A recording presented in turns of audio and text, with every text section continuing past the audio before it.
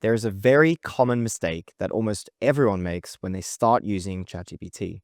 They'll start a conversation about one thing, like writing a marketing plan, then ask about a completely unrelated thing, like creating a spreadsheet formula, then pivot to something completely different again, like creating an image, all in the same chat. Or they'll stay in one conversation for hours, going back and forth dozens of times about the same task, wondering why responses are getting worse. Both habits cause problems, and they're a great way to get bad results. So it's important to know that you should use new chats as often as possible. They're free, so use them liberally. Here's why this matters. ChatGPT doesn't just look at your last message. It reads the entire conversation history to understand context. Every time you mix topics, like asking for Excel formulas in the middle of a marketing brainstorm, you confuse the model.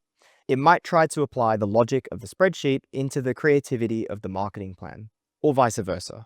Old context might bleed into new questions. The fix is simple. If you're starting a different task, you should always open a new chat. This creates a clean slate with no residue from the last topic. Even if you stay on the same task, very long conversations will cause problems.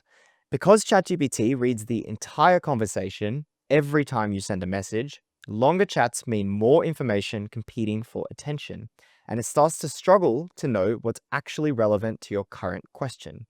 This is formally known as context rot, and it doesn't warn you when this happens. It just quietly gets worse. Instructions you gave at the start might get forgotten. Details from earlier might disappear. Responses might start becoming more generic or even start contradicting things it said before. Have you ever been in a chat where you've had to correct the AI 5 times in a row? At that point, the AI usually starts getting worse, not better. But here's the thing.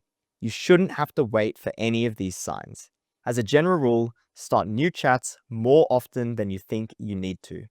If you've been going back and forth on one topic for a while, try starting fresh. Describe the problem again and continue from there.